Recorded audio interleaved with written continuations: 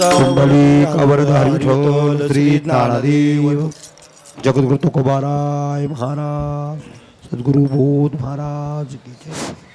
संत माणकोजी बोधले महाराज फडाच्या वतीने तथा सद्गुरु प्रभाकर दादा बोधले महाराज सेवा प्रतिष्ठान श्री क्षेत्र धामणगाव पंढरपूर यांच्या वतीने प्रति 3 वर्षाला अधिक मासामध्ये आपण एखाद्या क्षेत्राच्या ठिकाणी उत्सव करत असतो. यावर्षीचा हा उत्सव 16वा आहे. गेली 15 अधिक याचा अर्थ जवळजवळ 45 वर्ष आत्तापर्यंत वेगवेगळ्या क्षेत्राच्या ठिकाणी आपण उत्सव केले. उत्सव जगद्गुरू श्री संत तुकाराम महाराजांच्या भूमीमध्ये श्री क्षेत्र देहू या ठिकाणी संपन्न होतो आहे.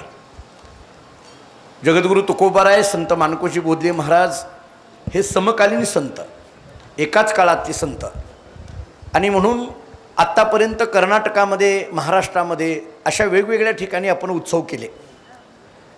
कधी महाराष्ट्रामध्ये पंढरपूर असेल, आळंदी असेल, त्र्यंबकेश्वर असेल, पैठण असेल, तुळजापूर असेल, कर्नाटकामध्ये हंपी असेल, कुडल संगम असेल, गाणगापूर असेल, पलीकडे काशी क्षेत्र असेल, अशा अनेक ठिकाणी आत्तापर्यंत उत्सव झाले. कधी ज्ञानेश्वरी पारायण, कधी जगद्गुरू तुकोबारायांच्या गाथ्याचं पारायण. यावर्षी तुकोबारायांच्या भूमीमध्ये असल्यामुळे आपण तुकोबारायांच्या गाथ्याचं पारायण या ठिकाणी करत आहोत. आज आपल्या या पारायण सोहळ्यामध्ये उद्या खरं तर या सोहळ्याची सांगता आहे आणि आजच्या उपांत्य दिवशी फार योग खूप चांगला आलेला आहे. आपली भारतीय संस्कृती ही अत्यंत उज्ज्वल संस्कृती आहे.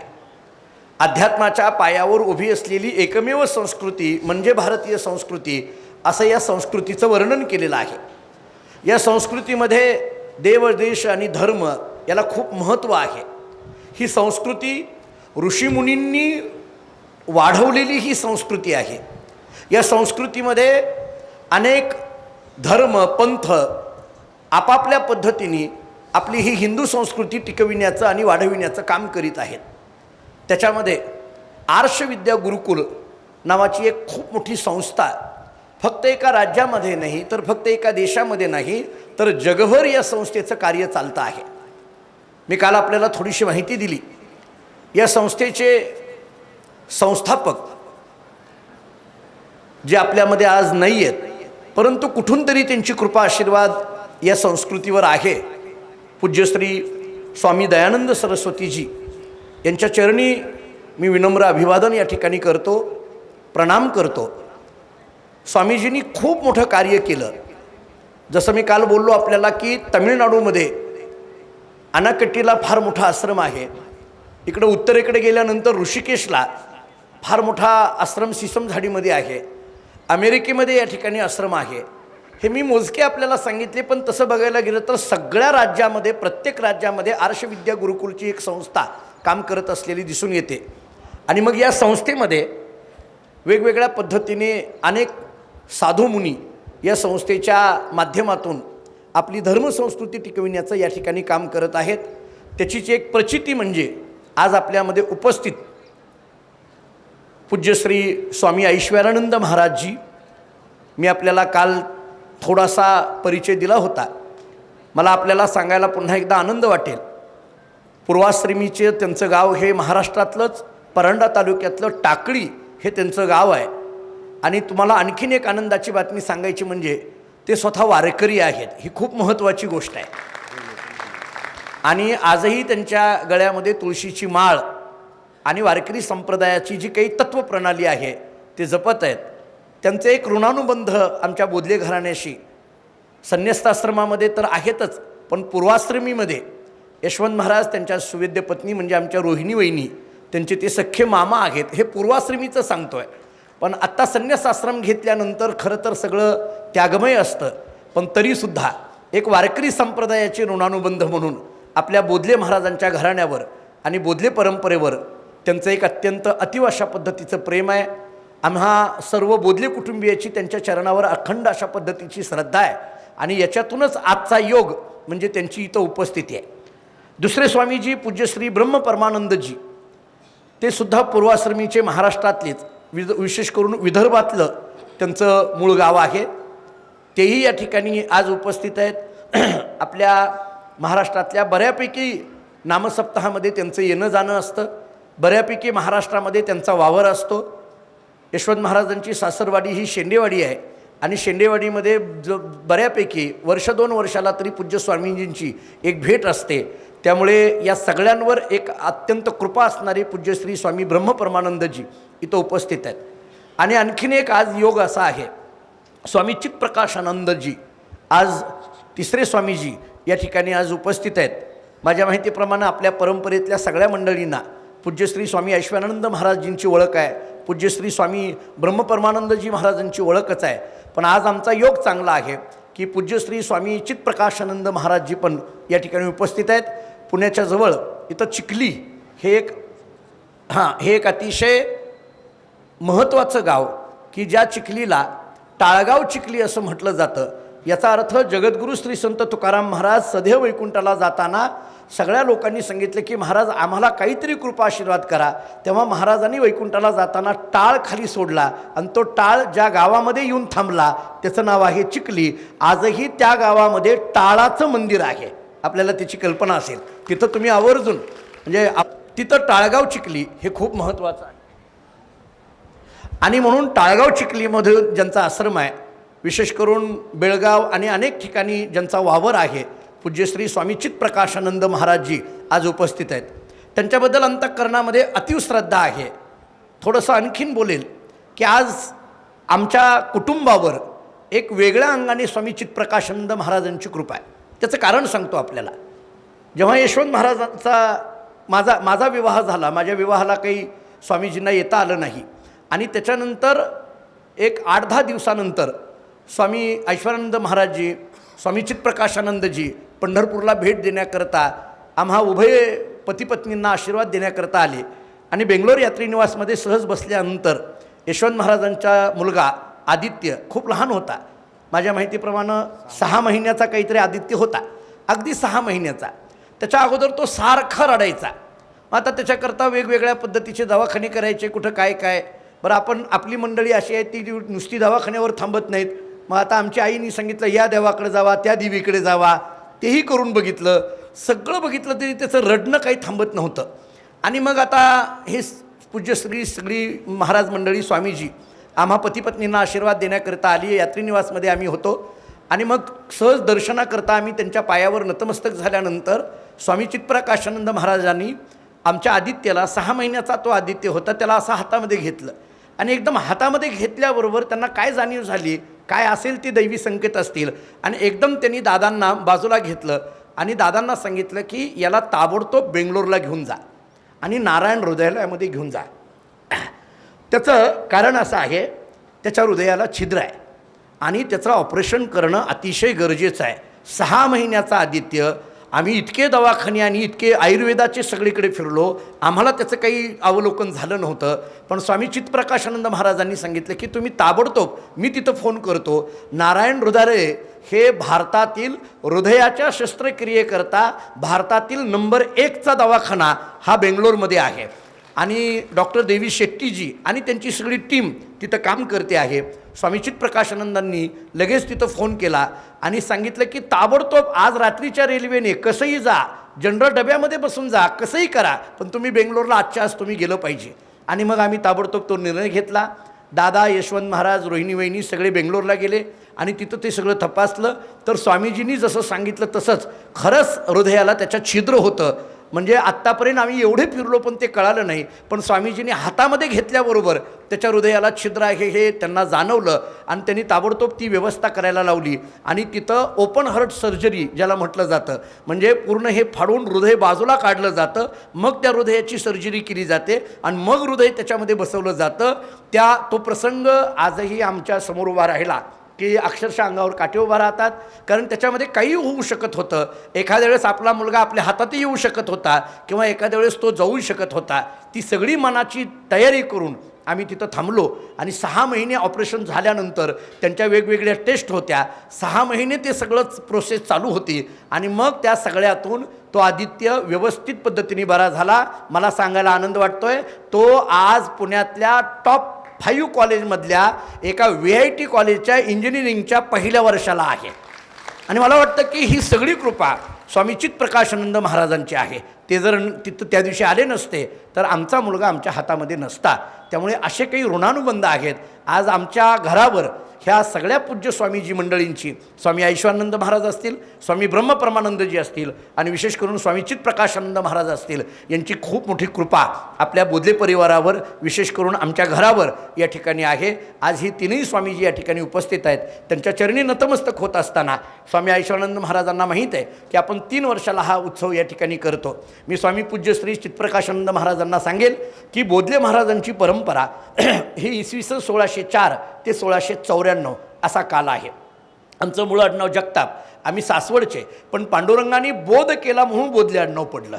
विठोनी एकांती बोधिले म्हणून जगी नाव बोधले, बोधला म्हणे देवा तू मज बोधिले, आवडीने ठेविले नाम माझे. त्यामुळे अशा पद्धतीचा एक पांडुरंगाचाच वरदहस्त असल्यामुळे माणकोजी बोधले महाराजांची परंपरा ही जवळजवळ 11 पिढ्या झालं या ठिकाणी अखंड पद्धतीने कार्य करते आहे. मी पुन्हा स्वामी चित्प्रकाशानंद महाराजांना आणखीन एक विनंती करेल की आज हा जो जगद्गुरू तुकोबारायांचा गाथा पारायण सोहळा चालू आहे, याच्यामध्ये कर्नाटक आणि महाराष्ट्र दोन्ही राज्यातली मंडळी इथं उपस्थित आहेत.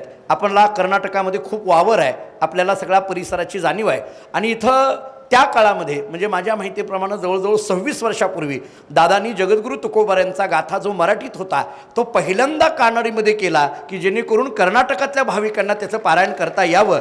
आणि आज योग असा आहे की इथं कर्नाटकातलेही भाविक आणि महाराष्ट्रातलेही भाविक कानडी आणि मराठी गाथा घेऊन या ठिकाणी गाथा पारायण अतिशय आनंदामध्ये या सर्व व्यासपीठ चालकांच्या नेतृत्वामध्ये या ठिकाणी होता आहे. आणि जवळजवळ आता गाथा पारायणाच्या सांगतेला आम्ही येऊन पोहोचलो आहे. अवघ्या अर्धा ते पाऊण तासामध्ये आजच्या आपण जे 7 दिवस सेवा केली त्या गाथाच्या पारायणाची सांगता होणार आहे. आणि मला वाटतं की आज योग एवढा आहे की आज ज्याला म्हटलं जातं याजसाठी केला होता अट्टहास शेवटचा दिस गोड व्हावा.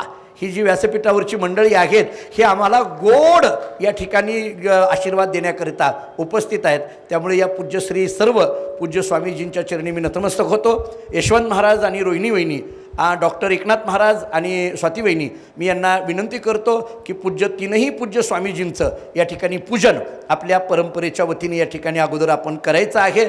सगळ्यांनी डोळे भरून हे पूजन या ठिकाणी पाहायचं आहे, कारण त्या पाहण्यामध्ये सुद्धा त्यांची कृपा आपल्यावर होत असते. या यशवंत महाराज, या डॉक्टर, हां सगळंच त्या अगोदर उपरणं हे भगवं घालायचं, हार घालायचा.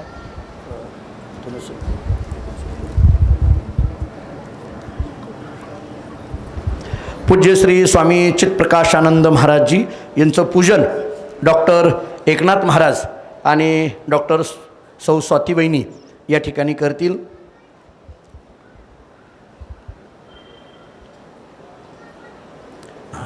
जरा जागा द्या.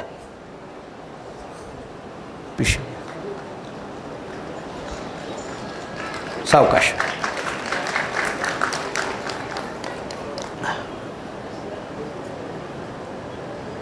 या ते फोटो द्या. हां, दोघं हात लावा, तिकडं बघा, व्यवस्थित थांबा.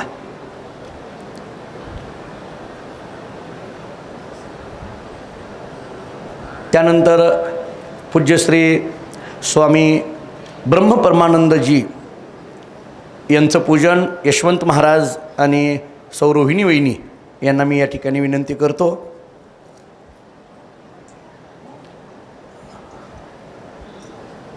सावकाश, व्यवस्थित द्या. ते कर यशवंत, ते करा आधी, ते ठेवता येते. एक कोणतरी तिथं उभा राहा. ए निसर्ग चल इकडे.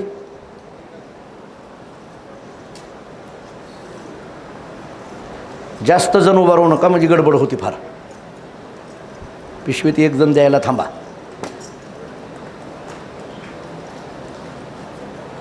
हार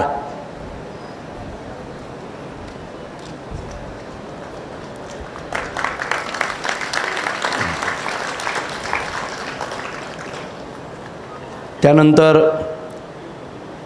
पूज्य स्वामी श्री ऐश्वर्यानंद महाराजजी यांचं पूजन स्वतः जयवंत महाराज बोधले या ठिकाणी करत आहेत. मलाही करू दे की एखाद्याचं. तू एकटा आहे.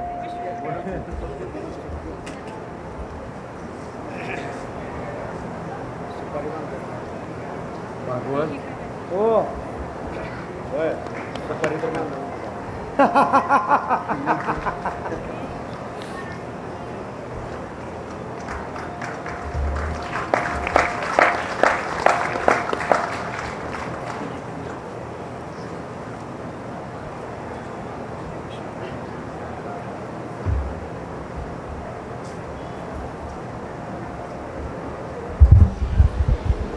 या ठिकाणी सद्गुरू दादा व आईसाहेब यांचं पूजन आमचे शेंडेवाडीची पाहुणे मंडळी यशवंत महाराजांच्या सासरवाडीकडून या ठिकाणी पांडुरंग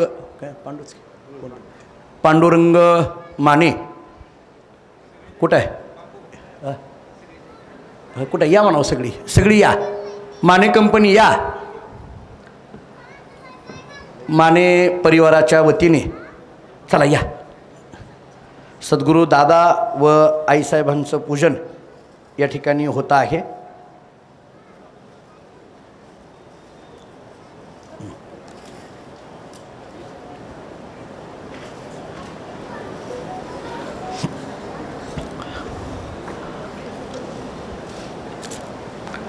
घ्या. पांडुरंग माने आणि संपूर्ण माने परिवार, आमचे नामदेवजी माने, भरतजी माने, घ्या व्यवस्थित घ्या.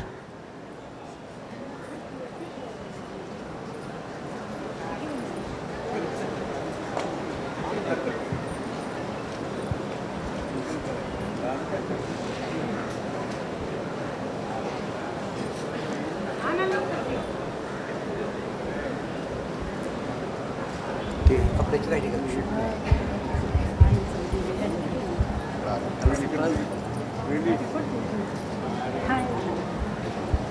इथं हार आहे की?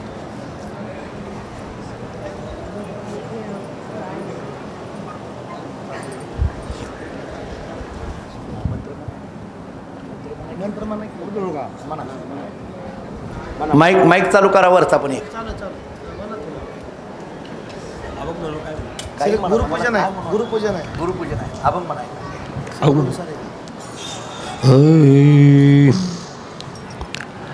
श्री गुरु सारे खा असता पाठे राखा म्हणा. सगळे म्हणा खालचे सगळे. माईक लावा सगळे. इतरांचा लेखा कोण करी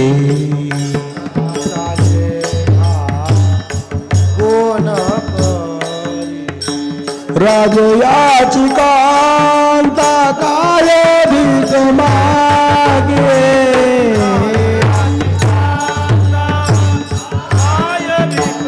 ताई करते त्या हात. मनाची आजोगे सिद्धी पावी मनाची आजोगे सिद्धी पावे करू तलवते जो कोणी बैसला करू तलवते जो कोणी बैसला काय वागू त्याला सांगा जोगी काय वागू त्याला सांगा जोगी ज्ञान देवा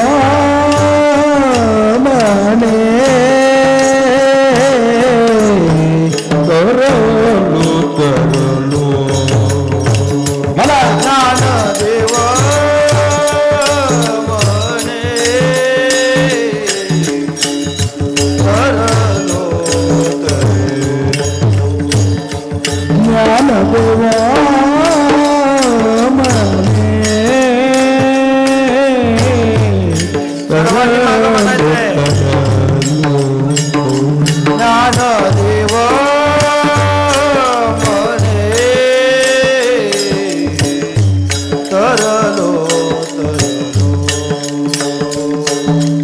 आता उधरलो गुरु कृपे आता उधरलो गुरु कृपे आता उधरलो गुरु कृपे आता उधरलो गुरु कृपे आता उधरलो आवाज येत नाही खालून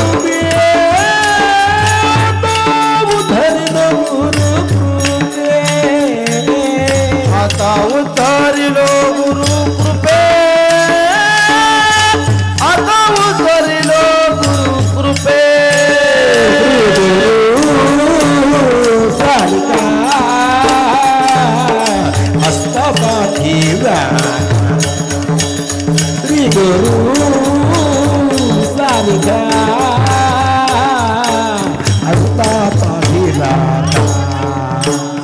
श्री गुरु सारिका वैष्णवी आदित्य या पुढं श्री गुरु सारिका हसता पा खुर्च्या ठेवून की दोन हे दोन खुर्च्या आण रे इथल्या.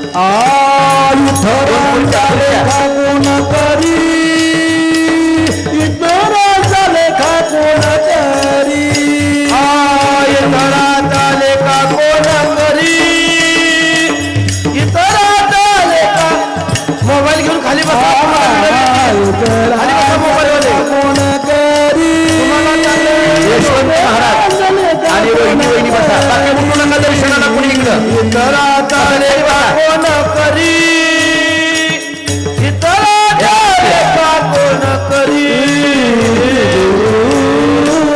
सारखा आजचा पाठीला श्री गुरु सारखा आजचा पाठीला श्री गुरु सारिका आजचा पाठीला श्री गुरु सारिका आजचा पाठीला श्री यशवंत महाराज व रोहिणी वहिनी यांना धोंडेदान होत आहे. जरा टाळ्या वाजून स्वागत करा शेंडेवाडेकडून.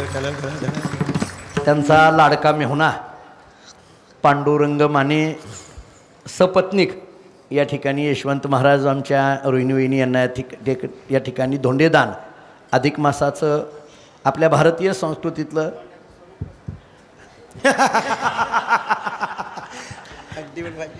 धोंड मिळते तर ही नशीब बघा.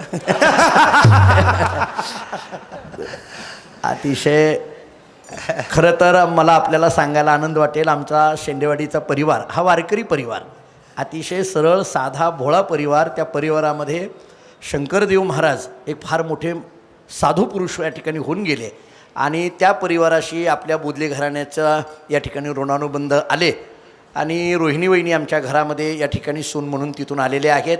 पण एक वारकरी घराशी आपले ऋणानुबंध आहेत आणि प्रति अधिक मासामध्ये हा सगळा परिवार या ठिकाणी कुठेही सप्ताह असला तर या ठिकाणी हजर असतो.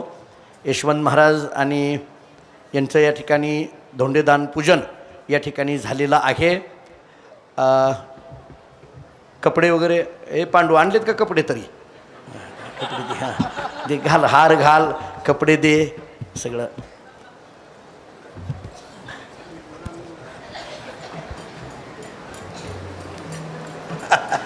इथं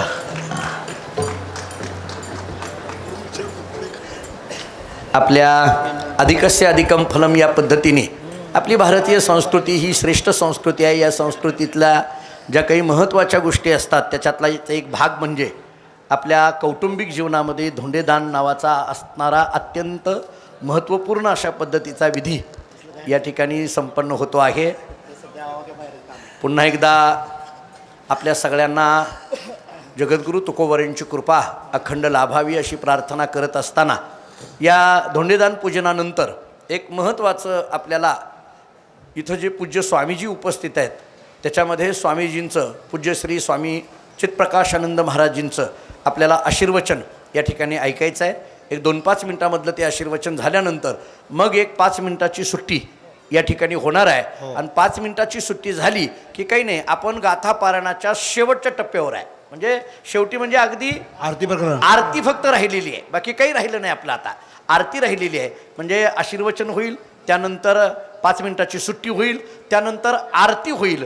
आरत्या या ठिकाणी घेतल्या जातील आणि आरत्या झाल्या की मग गाथ्याचं पूजन आणि मग गाथा पारायणाची सांगता आजची या ठिकाणी होणार आहे. आणि मग ही जी व्यासपीठ चालक मंडळी आहेत त्यांचंही पूजन आपल्या फडाच्या परंपरेच्या वतीने या ठिकाणी नंतर होणार आहे.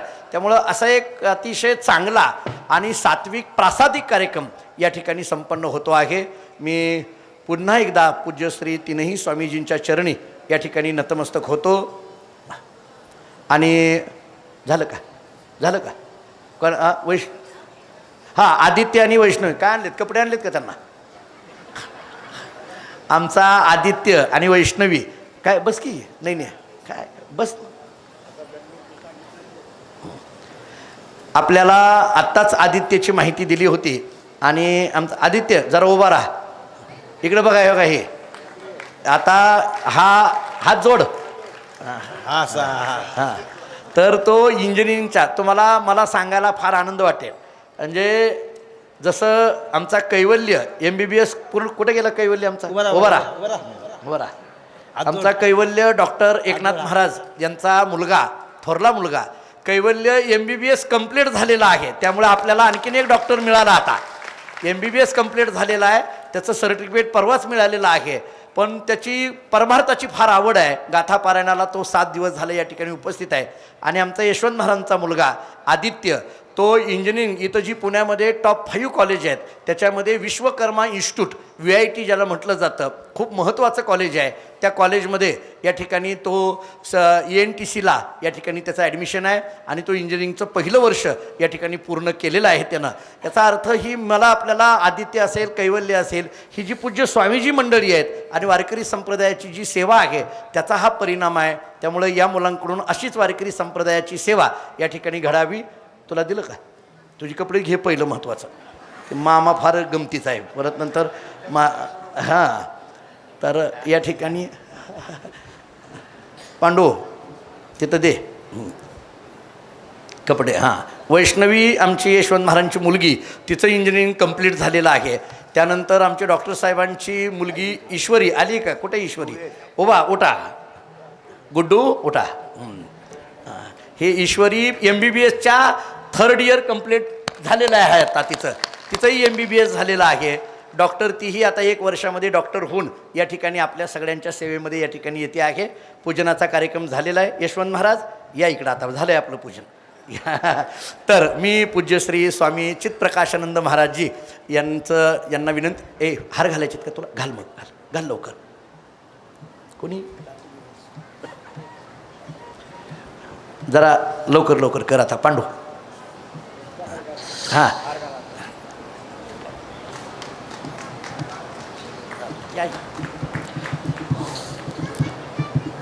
पुष्पहार अर्पण करून शेंडेवाडी माने परिवाराकडे या ठिकाणी पूजन स्वामीजींचं या ठिकाणी होत आहे. आणि आता महत्त्वाचं आपल्याला एक 5 मिनटाचं आशीर्वचन स्वामी चित्प्रकाशानंद महाराजांचं या ठिकाणी ऐकायचं आहे. काय असतंय तुम्हाला एक सांगतो. ते स्वतः वैद्यकीय क्षेत्रातले फार मोठे तज्ज्ञ आहेत.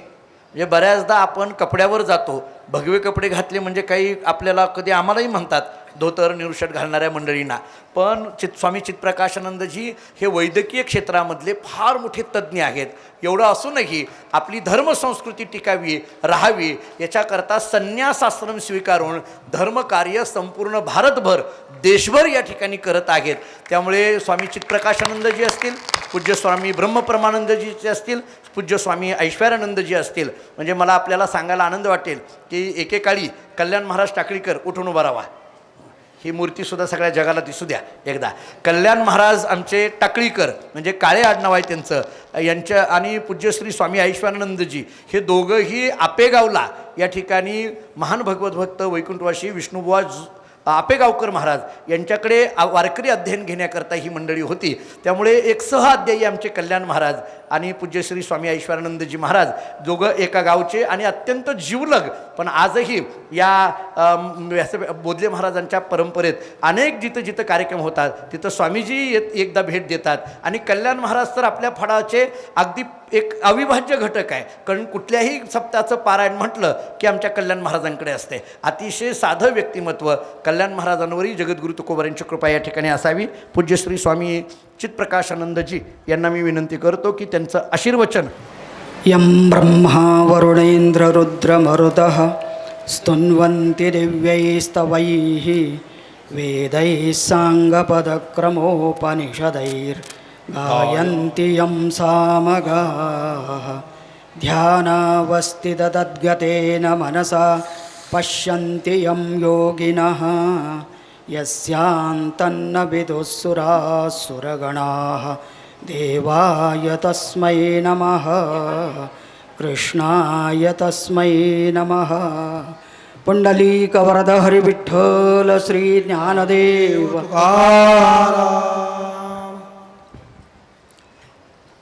परमपूज्य बोधले महाराज आणि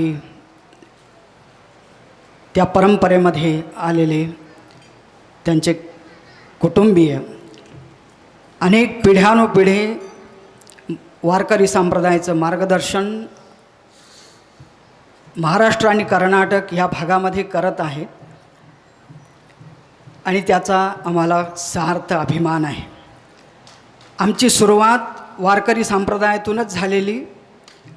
आम्ही महाराष्ट्राच्या वेगवेगळ्या भागातून, जसे स्वामीजी सोलापूर जिल्ह्यातून, त्या काळी कदाचित सोलापूर जिल्हा होता, स्वामीजी वाशिम जिल्ह्यातून आणि मी स्वतः छत्रपती संभाजी महाराज पूर्वीचं औरंगाबाद जिल्ह्यातून आळंदीला आलो. तिकडनं महाराजांच्याच माऊलीच्या कृपेने, आता कृपाच म्हणावी लागणार, कारण पुढे जाण्याचा जो आम्हाला संदेश अथवा प्रोत्साहन मिळालं की तुम्ही इथे थांबू नका, जरा अजून भारताच्या हिमालयापर्यंत जाऊन पोहोचा. पाठीमाग का तिकडे गेलो त्याचा इतिहास मी सांगत नाही, परंतु माऊलीच्या कृपेने आज आम्ही आजपर्यंत ह्या भागामध्ये पुन्हा वापस आमची प्रदक्षिणा पूर्ण होत आहे.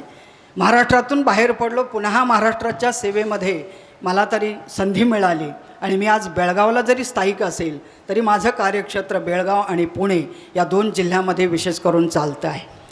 यामध्ये एक मी चूक दुरुस्ती करू इच्छितो. महाराजांनी आत्ता उल्लेख केला की मी आदित्याचा जो लहान असताना त्याच्या हृदयाला काहीतरी कमतरता आहे, याचा मी साक्षी आहे, परंतु ही गोष्ट माझ्याकडनं न घडता मी महाराजांना सांगू इच्छितो. इतवा स्वामी चित्रूपानंदा हुबळींचे महाराज होते आणि त्यांच्याबरोबर मी त्या दिवशी बरोबर उपस्थित होतो आणि आपली भेट बेंगळूरच्या धर्मशाळेमध्ये झालेली. आणि त्या आदित्याशी आमचा पण तेवढाच संबंध आहे, कारण तो थोडा मोठा 3री अथवा 4थी वर्गात असताना त्याला चिखली आश्रमामध्ये आमच्याकडे आणून सोडलेलं आणि कदाचित तो 1 अथवा 2 वर्ष आमच्याबरोबर राहिलेला आणि तो आमच्याबरोबर ह्या आश्रमामध्ये शिकला. शाळेचं शिक्षण झालं, त्यापुढे त्याचं आरोग्य आणि त्याचं पुढच्या शिक्षणासाठी पुन्हा त्याला कर्नाटकमध्ये जावं लागलं. त्यामुळे एकंदरीत आमचा संबंध त्याच्या आदित्याशी आहेत आणि आदित्याची प्रगती ही आमची प्रगती आम्ही समजून आजसुद्धा त्याच्या पाठीशी आमचा पूर्ण आशीर्वाद असणारच आहे. आज ह्या सप्ताहामध्ये सहभागी होऊन आम्हाला सुद्धा यत्किंचित पुण्य प्राप्त झालं असं आम्ही स्वतःला समजतो. कारण साधू संत येती घरा तोची दिवाळी दसरा. लक्षात घ्या, केवळ आम्ही ह्या कपडे घालून या स्टेजवर बसलो म्हणून साधू संत होत नाही, पण आज तुम्ही बसून पारायण करतात, तुम्ही साधू संतांच्यापेक्षा कमी नाही आहेत. आणि आज कर्नाटकमधून आला, मराठी भाषेतले अभंग गाथा कानडीमध्ये लिहून आज त्याचंही पारायण करतात. कदाचित बोली भाषा त्यांची कानडी असते, परंतु मूळ भाषा मराठी ही त्यांची मातृभाषा आहे. आणि मी बऱ्यापैकी जाणतो, कारण हुबळीपर्यंत माझं आजही जाणं आहे. प्रत्येक महिन्याला हुबळीला मी 5 दिवस असतो आणि त्या ठिकाणी आमचे वेदांताचे प्रवचन चालू असतात. तर त्या ठिकाणी बोलणारे जरी शिकत असेल कानडीमध्ये, परंतु घरामध्ये मराठी बोलतात. ती मराठी आणि इकडच्या मराठीमध्ये बराच फरक पडतो. पण महत्त्वाचं आहे ह्या साधू संतांच्या संगतीमुळे आजसुद्धा तुम्ही ह्या संप्रदायाशी टिकून आहे. कारण वारकरी संप्रदायासारखा संप्रदाय ह्या जगामध्ये कुठेही नाही. आणि आज आम्ही स्वाभिमानाने सांगू शकतो की आमचे सद्गुरू स्वामी दयानंद सरस्वती खऱ्या अर्थाने ते जगद्गुरू मानावे. कारण त्यांचे आश्रम जसं सांगितल्याप्रमाणे 4 गुरुकुल तर 3 गुरुकुल भारतात आहे आणि एक US मध्ये अमेरिकामध्ये आहे. परंतु त्यांचे शिष्य मात्र जगाच्या जवळजवळ 50 देशामध्ये त्यांचे शिष्य पसरलेले आहेत. आणि त्या ठिकाणी आर्षविद्या संप्रदायाची पोहोच झालेली आहे. आर्षविद्या म्हणजेच ऋषेहे इदम आर्षम, ऋषीपासून जी विद्या चालत आलेली आहे त्याला आर्ष म्हणतात. आणि त्याच व्युत्पत्ती अनुसार वेदाला सुद्धा आर्ष ग्रंथ म्हणतात. म्हणजे वेदाची जी विद्या आहे, वेदांत, वेदाची जी काही दृष्टी आहे तीच दृष्टी आपण घेऊन हे चालत आपण पुढे चाललेलो आहोत. म्हणून आमच्या संस्थेचं नाव आर्षविद्या गुरुकुल, ज्या ठिकाणी आम्ही सर्व स्नातक झालेलो आहोत. आणि तिकडनं मग आम्हाला कुठे कुठे केंद्र मिळाले त्या प्रकारे आम्ही ह्या कार्यामध्ये अभिरत आहोत. सांगायला खूप अभिमान वाटतो. स्वामी ऐश्वरानंद ज्या कुटुंबातून आलेत, ज्या कुटुंबाचा संबंध बोधले घराण्याशी आहेत, खूप महान आहेत. आता आपल्याला कल्पना येणार नाही की ह्या महात्म्याने जेलमध्ये बसून लोक ज्या जेलर असतात म्हणजे जे काही कैदी असतात त्या कैद्यांना कठोपनिषदाचा उपदेश केलेला आहे. तर म्हणजे सुधारणा केवळ सामान्य माणसाला उपदेश करून त्यांना घडवणं एक वेगळं आहे. आणि जे कैदी आहे, क्रिमिनल्स आहेत, जे काही वर्षानुवर्ष त्या जेलमध्ये असतात, त्यांनाही तिथे जाऊन या वेदांताचा उपदेश करून त्यांना एवढं काही परिवर्तन आणलं. काही काळामध्येच कदाचित त्यांची जेलमधून सुटका झाली. त्याच जेलमध्ये कदाचित परमपूज्य स्वामीजींनासुद्धा जाऊन आणि त्या लोकांना आशीर्वाद देण्याचा सुद्धा संबंध स्वामीजींच्यामुळे आलेला आहे. तसं परमपूज्य स्वामी ब्रह्मानंदजी राहतात राजस्थान जयपूरमध्ये. त्या ठिकाणी राहूनसुद्धा आज त्यांच्याकडे आदिवासी विद्यार्थी असतात त्या भागातले, पण ते आजसुद्धा रुद्र, चमक, सगळ्या प्रकारचे वैदिक सूक्त एवढं सुंदर म्हणतात, कदाचित काही ब्राह्मणांनासुद्धा त्यांच्यासमोर तसं म्हणता येणार नाही. एकेकाचं एक एक वैशिष्ट्य आहे. हे सद्गुरूंच्या कृपेने, माऊलीच्या आणि तुकाराम महाराजांच्या कृपेने आज हे सर्व कार्य चालू आहे. तर आपला आणि आमचा संप्रदाय वेगळा नाही. म्हणून आपण सर्व एकाच संप्रदायाचे, एकाच हिंदू धर्माचे, एकाच सनातन धर्माचे आहोत. आणि हा सनातन धर्म केवळ पारायण करून नाही तर बोले तैसा चाले त्याची वंदावी पाऊले. त्यामुळे आपण पारायण करतो. लक्षात घ्या तुम्ही सर्व मंडळी जेव्हा गावी जाणार तेव्हा आपल्या घरातील लोक, आजूबाजूचे लोक येऊन आपलं दर्शन करणार. कारण तुम्ही तीर्थक्षेत्रात आला, साधू संतांच्या संगतीत आला, तुम्ही या ठिकाणी पारायण करून पुण्य केलं आणि तुमचं दर्शन करून त्यातलं थोडंसं पुण्य आपले गावकरीसुद्धा प्राप्त करतात. तेव्हा आमचं आचरण जसं आम्ही या ठिकाणी आलो, जे काही आपण या ठिकाणी मी तपस म्हणतो, याला वाङ्मयम तपहा उच्यते. जे काही पारायण करतो आपण त्याला वाङ्मय तपस म्हणतात. आणि या अधिक मासाला सुद्धा अधिक मास म्हणतात का, तर या महिन्यामध्ये जे जे आपण करू त्याचं अधिक फळ मिळतं.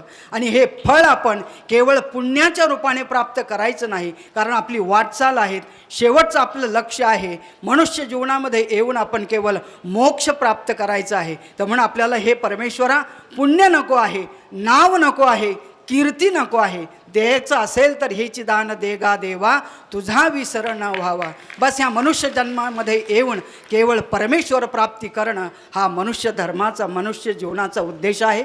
आणि तोच प्राप्त करण्यासाठी आज आपल्याला सद्गुरूसारखे एवढे संत महात्मे लाभलेले आहे. आणि पुढच्या पिढीलासुद्धा त्यांची आता पुढची पिढी तयार होतो आहे. यद्यपि ते डॉक्टर होतील, इंजिनियर होतील, तरीसुद्धा त्यांच्या रक्तामध्ये वारकरी संप्रदाय असणार आहे. आणि पुढच्या आपल्याच पिढीला ते मार्गदर्शन करू दे, हीच आम्ही परमेश्वराकडे प्रार्थना करून ते सुद्धा ह्याच मार्गामध्ये आपले मार्गदर्शक असू दे असं म्हणून मी संतांच्या चरणी नतमस्तक होऊन 2 शब्दाला विराम देतो. हरि ओम तत्सत.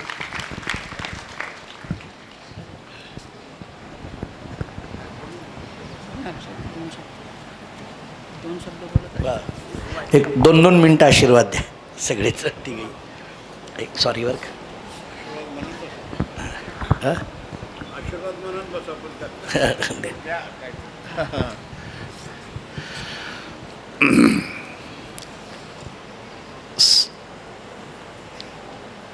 ओम, 2 लाइनें बोलते हैं, उसके साथ मेरे पीछे रिपीट करिए।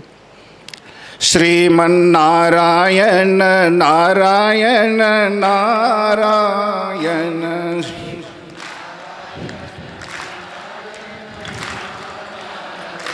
श्रीमन्नारायण नारायण नारायण,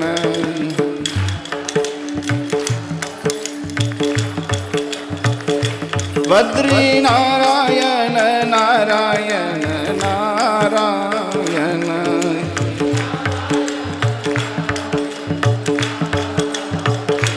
बद्री नारायण नारायण नारायण,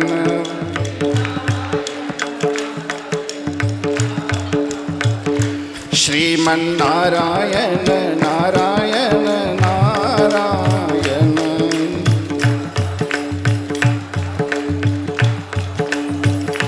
भजमन नारायण नारायण नारायण,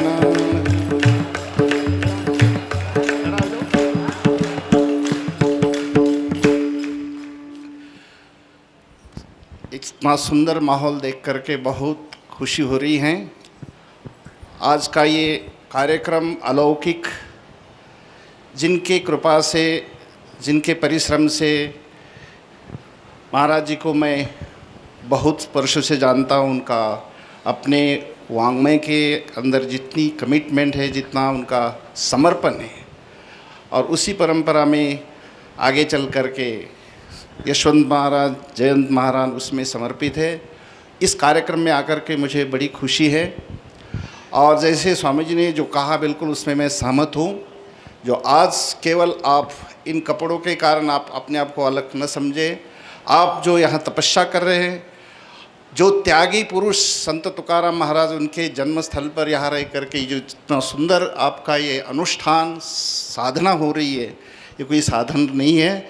तो मैं अवश्य ईश्वर से यही प्रार्थना करता हूँ कि आप जो आज यहाँ पर साधना कर रहे हैं, तपस्या कर रहे हैं, उसका आपके जीवन भर, जो अभी कहा था कि हेची दान देगा देवा तुझा विसरण व्हावा, आणि याचीसाठी केला होता अट्टहास शेवटचा दिवस। हां, तर तोच गोड व्हावा, जीवनाचा जो उद्देश आहे तो सर्वांचा पूर्ण व्हावा, अशी आपण सगळी प्रार्थना करतो। आणि या प्रार्थनेचं प्रत्यक्ष आपल्याला फळ मिळणारच आहे। कारण का आपण अशा ठिकाणी बसून आम्ही, जसे स्वामीजी सांगत होते, आम्ही 82 किंवा 81 वेळेस आम्ही इकडे होतो, तेव्हा इथं येत होतो, जेव्हा त्या फुलासारख्या तारीला जैसा लाया, तो उस समय हम यहाँ आकर के बहुत दर्शन करते थे। तो तब से लेकर के आज इस स्थान के साथ हमारा भी, जब भी आते हैं तो यहाँ पर दर्शन करने आते ज्ञानेश्वर महाराज का और संत तुकाराम महाराज का। तो ये स्थान एक तपभूमि है। यहाँ आकर के आपको इतना सुंदर अनुष्ठान करने का सुंदर मौका मिला है, ये बहुत भाग्य की बात है। और आज इस परिवार के माध्यम से आपको ये करने को मिल रहा है, और हर अधिक मास के अंदर ये मिलता है, ये भी बहुत बड़ी अपनी पुण्याई है। तो ऐसा ही आपका जीवन आगे बढ़ता रहे। मैं महाराज जी के आयुष्य को, उनके स्वास्थ्य के लिए प्रार्थना करता हूँ। उनका जो परिवार इस कार्य को आगे बढ़ाते रहे, और सामान्य जन सामान्य के लिए इसका लाभ मिलता रहे, यही मैं भगवान से प्रार्थना करता हूँ। और आप सभी लोग अपने अनुष्ठान को पूर्ण करके घर जा कर के अपने परिवार के साथ इसका सारे पुण्य का, इस अनुष्ठान का भी आगे चल कर के उनको भी उसका प्रसाद दे सकते हैं। इन्हीं 2 शब्दों के साथ मैं अपने वाणी को विराम देता हूँ। ओम तत्सत। धन्यवाद पूज्य स्वामी जी, स्वामी चित्प्रकाशानंद जी, स्वामी ब्रह्मपरमानंदजी जी यांचं आशीर्वचन आपण ऐकलेलं आहे। आता पूज्य स्वामी श्री ऐश्वर्यानंद जी, जे मी मगाशी म्हटल्याप्रमाणे वारकरी संप्रदाय आणि आपल्या बोधले परंपरेशी एक निगडीत असणारे इंदोरला ते असतात आणि खूप चांगलं काम मग अशी सांगितल्याप्रमाणे जे जेलमधले कैदी आहेत त्यांच्याकरता काम ते करत आहेत. एम फॉर सेवा या माध्यमातून फार काम करत आहेत. आणि दुसरी गोष्ट, मी ऋषिकेशमध्ये पूज्यश्री स्वामी दयानंद सरस्वतीजींकडे ब्रह्मसूत्राच्या अभ्यासाकरता होतो आणि ते मला असण्याचं कारण म्हणजे पूज्यश्री स्वामी ऐश्वरानंद आहेत. कारण त्यांनीच मला पाठवलं आणि मला जवळजवळ 4 महिने पूज्यश्री मोठे स्वामीजी स्वामी दयानंद सरस्वतीजी यांच्या चरणाजवळ राहून ब्रह्मसूत्र इंग्रजी भाषेमध्ये अभ्यास करण्याचा सुयोग प्राप्त झाला. त्यामुळे आपल्या घरावर आणि आपल्या परंपरेवर नितांत प्रेम असणारे पूज्यश्री स्वामी ऐश्वरानंदजी आपलं आशीर्वचन या ठिकाणी देतील. रामकृष्ण हरी. आता माझ्याबद्दल पुष्कळसं स्वामीजींना सांगितलेलं आहे आणि आमच्या संस्थेबद्दल पण आमच्या गुरुजींच्याबद्दल पण पुष्कळसं त्यांनी आपणाला सांगितलेलं आहे. मी एवढंच म्हणू शकतो की आपण सर्वजण या ठिकाणी आहात हे खूपच आपलं सर्वांचं मोठं भाग्य आहे. आणि संस्कृतमध्ये याला म्हटलं जातं आपलं सर्वांचं प्रारब्ध आहे. आपल्या अदृष्टामुळे प्रारब्धामुळे आपण या ठिकाणी आलो आहोत. आणि आम्ही पण या ठिकाणी मी परवा गुवाहाटीला होतो, तिथून कलकत्त्याला गेलो, कलकत्त्याहून काल इंदोरला आलो, इंदोरना इकडे आलो. हे सर्व देवाच्या कृपेने योग घडलेला आहे. आणि याला असं म्हटलं जातं की प्रत्येक वेळेस आपण असं आपल्याला सांगतात की आपलं प्रारब्ध आहे, आपलं अदृष्ट आहे, आपलं भाग्य आहे. भाग्य म्हणजे काय, अदृष्ट म्हणजे काय, एवढं सांगितलं जातं आपल्याला की आपलं पूर्वकर्मांचं कर्माचे फळ त्याला भाग्य म्हटलं जातं. शास्त्रामध्ये याच्याकरता एक लहानसा एक छोटासा श्लोक आहे आणि त्याच्यामध्ये सर्व याचं अदृष्टाचं भाग्याचं सर्व एक स्पष्टीकरण दिलेलं आहे. क्षमा करा, थोडं काही मराठी जास्त बोलण्याचा अभ्यास नाही, त्याच्यामुळे थोडं शब्द इकडे होऊन जातात. आपण कशाला अदृष्ट म्हणायचं, कशाला भाग्य म्हणायचं. 5 गोष्टी आपल्या जीवनामध्ये होतात. त्या 5 गोष्टी आपल्या अदृष्टामुळे आपल्याबरोबर होत राहतात. आणि ते अदृष्ट प्रारंभ केव्हा होतं, जेव्हा आपला जन्म होत नाही तेव्हा त्याच्या अगोदर पण जेव्हा आपण आईच्या गर्भामध्ये आपला प्रवेश होतो त्यावेळेस ह्या भाग्याचा प्रारंभ होतो, अदृष्टाचा प्रारंभ होतो. आणि ते काय काय आहे, आयुः आरोग्यम वित्तम च विद्याम मरणम एव च पंचैतानि सृज्यन्ते गर्भस्थस्य एव देहिनः.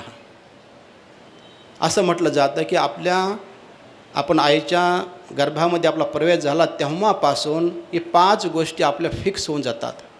आणि त्याच्यामधून एक गोष्ट हे पण आहे, आज आपलं इथं पोहोचणं, सर्वांचं या ठिकाणी एकत्रित होणं आणि या मोठ्या सोहळ्यामध्ये सहभागी होणं हे पण त्याचाच हिस्सा आहे. आयु किती वर्ष आपण जगणार, आपलं जीवन किती आहे, कोणी 100 वर्ष राहीन, कोणी 80 वर्ष राहीन, कोणी 50 वर्ष राहीन, कोणी 40 वर्ष राहीन, कोणी 5 वर्ष राहीन, हे फिक्स आहे.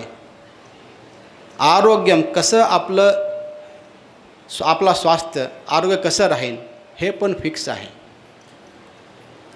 आणि तिसरं म्हटलं जातं वित्तम म्हणजेच आपल्याला असं वाटतं की धन, पण धनामध्ये हे पण आहे सर्व आपले संबंध.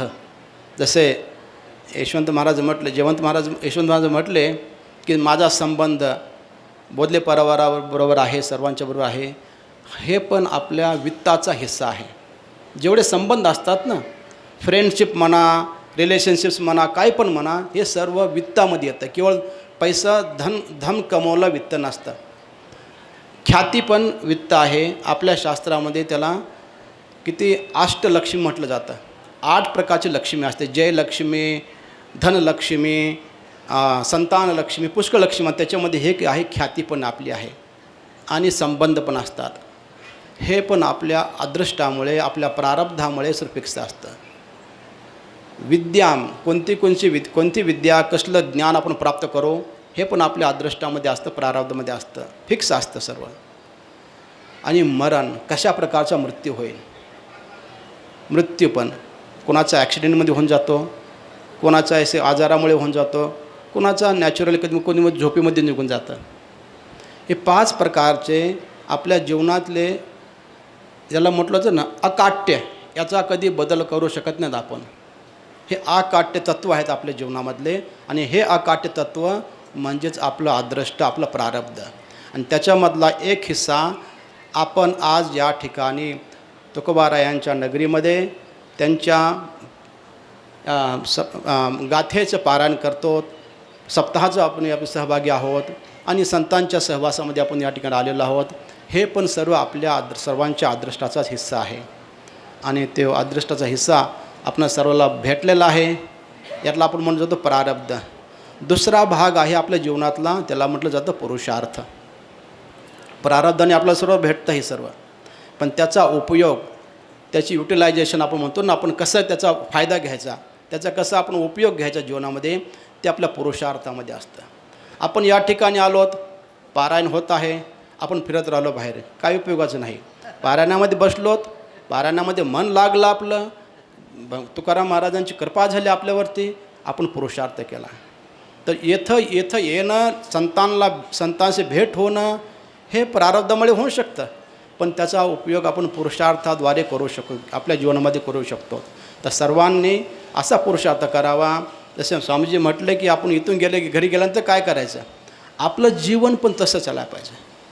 आपण जसं काय ऐकतो, केवळ ऐकून सोडून न देता त्याच्या आचरणामध्ये आणणं आपलं महत्त्वाचं असतं. आणि ते आचरणामध्ये तेव्हा येतं जेव्हा आपण पुरुषार्थ करतो. तर पुरुषार्थ आपला सर्वांचा व्हावा. त्याच्या पाठीमागे जरूर संतांची कृपा असायला पाहिजे, गुरुची कृपा असायला पाहिजे, आणि ते बहुतेक आहेच, याच्यामध्ये कधी कमी नाही. संतांची कृपा, गुरुकृपा, भगवत कृपा सर्वांच्यावरती समान असते, पण त्या कृपेचं भागीदार होणं, पात्र बनणं आपल्या हातामध्ये असतं. आपण सर्वांनी ते पात्र व्हावं असे मी भगवंताच्या चरणी प्रार्थना करतो, संत तुकोबारायांच्या चरणी प्रार्थना करतो, संतांच्या चरणी प्रार्थना करतो की सर्वांना त्याचा लाभ भेटावा आणि सर्वांना हे अधिक मासाचं अधिक से अधिक जास्तीत जास्त सर्व फळ भेटावं अशी प्रार्थना करून सर्वांच्यावरती माझी शुभेच्छा व्यक्त करतो. रामकृष्ण हरी. धन्यवाद. आपल्या अधिक मासातील या जगद्गुरू तुकोबाराय गाथा पारायण सोहळ्यामध्ये आज उपांत्य दिवस, उद्या काल्याच्या कीर्तनाने सांगता होणार आहे आणि आत्ता गाथा पारायणाची सांगता होणार आहे. त्याच्या अगदी पूर्व वेळेला पूज्यश्री स्वामी चित्प्रकाशानंदजी महाराज, पूज्यश्री स्वामी ब्रह्मपरमानंदजी महाराज आणि पूज्यश्री स्वामी ऐश्वर्यानंदजी महाराज या ठिकाणी उपस्थित झाले. त्याबद्दल त्यांचं अंतःकरणपूर्वक परंपरेच्या वतीने या ठिकाणी ऋण व्यक्त करतो. पण माझी आपल्याला आता सगळ्यांची इच्छा आहे की स्वामीजींचं दर्शन घ्यायची, असं मला जाणवायला लागलं आहे. पण माझी एक विनंती आहे, तुम्ही जिथं बसलेला आहात ना, जरा नीट बसा. हां, आणि तिथूनच हात जोडा बरं सगळे. मला वाटतं की हेच खऱ्या, कारण पायाचं दर्शन घ्यायचं म्हटलं तर एवढी रांग लावून परत वेळ आपली जाणार आहे. त्यामुळे जागेवरनं सगळ्यांनी मुखदर्शन या ठिकाणी घ्या. आणि आता एक महत्त्वाचं की आमच्या घरामध्ये आता नंतरच्या पिढीमध्ये, उत्तरार्धामध्ये, म्हणजे पहिल्यांदाच, आता पूर्वी आमच्या घरामध्ये जसं डॉक्टर एकनाथ महाराज यांच्याकडे बघत बघत आम्ही खालची पिढी सगळी तयार झालो. मग मी असेल, यशवंत महाराज असतील, मनोज महाराज बोधले असतील, किरण महाराज असतील, किंवा आमचा श्रीकांत महाराज असतील, माऊली महाराज, म्हणजे मनोज काय, किरण काय, श्रीकांत काय, मी काय, यशवंत काय, ही सगळी डॉक्टर एकनाथ महाराजांकडे बघत बघत आम्ही पुढं खाली शिक्षणं घेत गेलो. आणि त्यांनी जसं मार्गदर्शन केलं तसं आम्ही हे पुढं जीवनामध्ये आमची वाटचाल करत आलो. आता नंतरच्या पिढीमध्ये पहिली सुरुवात कैवल्यपासून आहे आणि योगायोगाने जगद्गुरू तुकोबारांच्या कृपेने कैवल्याची परवाच MBBSची डिग्री या ठिकाणी मिळालेली आहे. त्यामुळे या तीनही स्वामीजींच्या हस्ते त्याचा या ठिकाणी सत्कार, एक आशीर्वादाची शाल देऊन या ठिकाणी होणार आहे. त्यामुळे कैवल्य तू पुढे ये, तीनही स्वामीजी तुला या ठिकाणी आशीर्वाद देतील. आणि मग म्हणजे तुला बघून ही पुढचीसुद्धा जी खालची पिढी आहे त्या सगळ्यांना एक पद्धतीची प्रेरणा मिळावी, मार्गदर्शन मिळावं, हा त्याच्या पाठीमागटला उद्देश आहे. आणि आता 5 मिनिटाची सुट्टी राहील. 5 मिनिटानंतर पुन्हा लगेच गाथा पारायणाच्या जे शेवटच्या आरत्या या ठिकाणी राहिल्या तीनही स्वामीजीमध्ये या. आणि डॉक्टर एकनाथ महाराज आणि स्वातीवहिनी यांनाही आपल्याला या ठिकाणी दोघांनाही बोलवतो. पुढं PGचा अभ्यास त्याच्याकडून व्हावा, MBBS होऊन न थांबता, एक घे की हार घ्या, हार द्या. MBBS फक्त होऊन न थांबता या ठिकाणी त्याला PGचा अभ्यास व्हावा, तो MD MS या ठिकाणी व्हावं. या डॉक्टर साहेब उभं राहा. खरं तर मुलाच्या यशामध्ये आईवडिलांचं फार मोठं कर्तृत्व या ठिकाणी असतं आणि त्याची प्रचिती म्हणजे आमच्या डॉक्टर साहेबांचं आहे, पण अधिक कर्तृत्व आमच्या स्वातीवहिनीचं आहे. कारण त्याला सकाळच्या पहाटे 5 वाजता फोन करून त्या उठवायच्या, तिथून त्या अगदी संध्याकाळीपर्यंत त्याची व्यवस्था, म्हणजे फोनवर का होईना पण पंढरपूरहून विजापूरमध्ये त्याचं BLD कॉलेजला MBBS या ठिकाणी कंप्लीट झालेलं आहे. पुढं त्यांनी MD MS या पद्धतीने कुठंतरी PG करावी आणि आपल्या जीवनाची आणि या सगळ्या वारकऱ्याच्या सेवेकरिता तो एक चांगला डॉक्टर म्हणून या ठिकाणी लवकर या ठिकाणी उपस्थित व्हावा अशा पद्धतीची अपेक्षा या ठिकाणी व्यक्त करतो. आता मी चोपदार तीनही स्वामीजीमधून इथं या ठिकाणी तिकडं निघतील ऑफिसकडे आणि आपण तिथं जागेवर बसूनच या ठिकाणी दर्शन घ्यायचं आहे. या